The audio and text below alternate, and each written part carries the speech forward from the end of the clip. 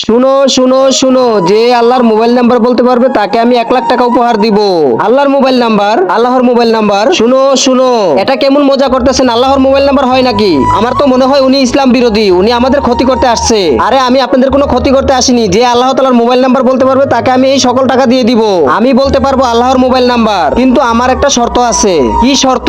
আমি আল্লাহর mobile number বলার পরে আপনাদের আল্লাহর সাথে কথা বলতে হবে। আচ্ছা ঠিক আছে, সবাই লেখো 4, 12, 8, 7 এবং 17।